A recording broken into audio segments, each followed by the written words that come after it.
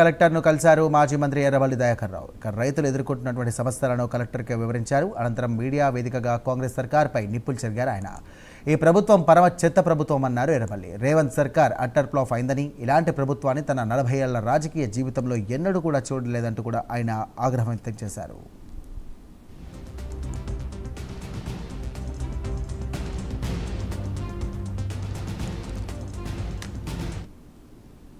వేల సంవత్సరాల కింద కట్టిన లక్ష్మీనరసింహ స్వామి టెంపుల్ నేను దాదాపు 2 కోట్లు పెట్టి డెవలప్ చేస్తే దాన్ని ఒక 50-60 లక్షల పని అయింది. మిగతా పని అన్ని ఆఫ్ చేశాను. దీనికోసమే నాకు అనిపిస్తున్నది. అయితే ఇవాళ కలెక్టర్ గారు నాకు జేసీ గారు కూడా నేను రిక్వెస్ట్ చేశాను. అది గ్రామ పంచాయతీ పర్మిషన్ లేకుండా తవ్వకాలు మొదలు పెట్టద్దు. గ్రామ పంచాయతీ తీర్మానం లేకుండా పనులు మొదలు కావద్దు. వాళ్ళు ఎన్ని పర్మిషన్లు తీసుకొచ్చినా గ్రామ పంచాయతీ పర్మిషన్ కావాలి, గ్రామ పంచాయతీ తీర్మానం కావాలి.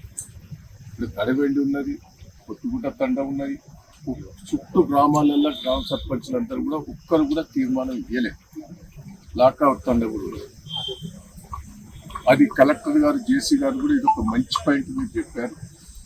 తప్పకుండా మేము ఆఫ్ చేస్తామని కలెక్టర్ గారు జేసీ గారు కూడా హామీ ఇచ్చారు.